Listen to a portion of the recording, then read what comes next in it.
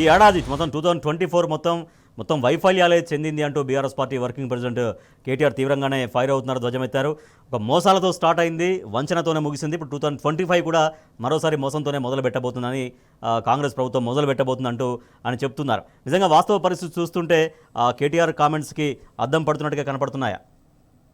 Exactly ఆనాడు ఇప్పుడే తెచ్చుకోండి, మీరు రుణమాఫీ మేము డిసెంబర్ 7 నాడు ప్రమాణ స్వీకారం చేస్తాం, డిసెంబర్ 7 నాడు మీకు 9 నాడు మేము రుణమాఫీ చేస్తామని చెప్పారు. కానీ ఆ రుణమాఫీ ఇప్పటికీ కూడా అతిగతి లేదు, అదంతా కూడా ఒక డొల్లా అని తేలింది. అంతేకాకుండా బోనస్ ఇస్తామని చెప్పారు రైతాంగానికి అన్ని పంటలకు. ఆ మద్దతు బోనస్ ఏదైతే 500 ఉందో అది బోగస్గా తేలిపోయింది. ఇవాళ ఇచ్చిన హామీలు ఏది కూడా అమలు చేయలేక ఇవాళ నానా మాటలు పడుతున్న ఈ కాంగ్రెస్ ప్రభుత్వం ఖచ్చితంగా ఆనాడు కుట్రలతోనే మొదలైంది, ఇవాళ వంచనతోనే మరొక సంవత్సరం ఈ సంవత్సర కాలం వెళ్ళదీసింది అనేది మనకు ప్రధానంగా అర్థమవుతుంది. బీఆర్ఎస్ వర్కింగ్ ప్రెసిడెంట్ కేటీఆర్ కూడా అదే చెప్పారు. అయితే ఏ విధంగా అయితే హామీలు ఇచ్చారో ఏ ఒక్కటి కూడా అమలు చేయలేదు. 2025 కూడా అదే మోసాలతో మరొకసారి ప్రారంభం చేసేందుకు ఈ కాంగ్రెస్ ప్రభుత్వం కంకణం కట్టుకుంది. అది రైతాంగానికి ఇచ్చిన రైతు భరోసా ఏదైతే ఉందో దాని రూపంలో రైతాంగాన్ని మోసం చేసే కుట్రలకు 2025 స్వాగతం పలికేందుకు ఈ కాంగ్రెస్ ప్రభుత్వం పనిచేస్తుందే తప్ప ఇచ్చిన ఏ ఒక్క హామీని కూడా అమలు చేయడానికి ఈ కాంగ్రెస్ ప్రభుత్వం ముందు అడుగు వేయట్లేదు. ఆనాడు రైతు భరోసా వాళ్ళు ఒక్క పంటకి వేస్తున్నారు, మేము 3 పంటలకు ఇస్తాం, వాళ్ళు 5,000 వేస్తున్నారు, మేము 7,500 ఇస్తామని చెప్పిన ఈ కాంగ్రెస్ ప్రభుత్వం కనీసం ఆనాడు బీఆర్ఎస్ ప్రభుత్వం నాటి ముఖ్యమంత్రి కేసీఆర్ ఇచ్చిన ఏదైతే రైతు బంధు ఉందో అది కూడా ఇవ్వకుండా దాదాపు 2 పంటలు అంటే అటు యాసంగికి ఇటు వానాకాలం 2 పంటలకు ఎగ్గొట్టారు. ఇవాళ మళ్ళీ ఈ యాసంగి పంటకు కూడా ఇస్తారా ఇయరనే అపనమ్మకంతో ఇవాళ రైతులంతా ఎదురు చూస్తున్న పరిస్థితి కనిపిస్తుంది.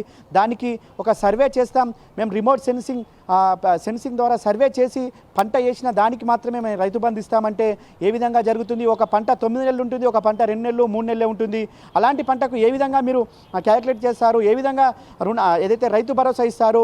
అంతేకాకుండా పిఎం కిసాన్ సమ్మాన్కి సంబంధించిన అది ఉందో దాన్ని బేస్ చేసుకొని మేము రైతు భరోసా ఇస్తామంటే అది కేవలం 22 లక్షల మందికి మాత్రమే వస్తుంది. ఈ రైతు బంధు మాత్రం 76 లక్షల మంది రైతులు ఉన్నారు. వీరందరికీ మొండి చేయి చూపినట్టే. అంటే మరొక్కసారి 2025లో కూడా మోసాలతోటే ఈ ప్రభుత్వం 2025 సంవత్సరాన్ని ప్రారంభిస్తుంది అనేది బీఆర్ఎస్ వర్కింగ్ ప్రెసిడెంట్ కేటీఆర్ స్పష్టం చేశారు. అందుకు అనుగుణంగానే వారి పాలన కూడా కనిపిస్తుంది. రాజేష్, రైట్గా కాంగ్రెస్ పరిపాలనలో మళ్ళీ కరోనా కాలాన్ని తలపిస్తోంది.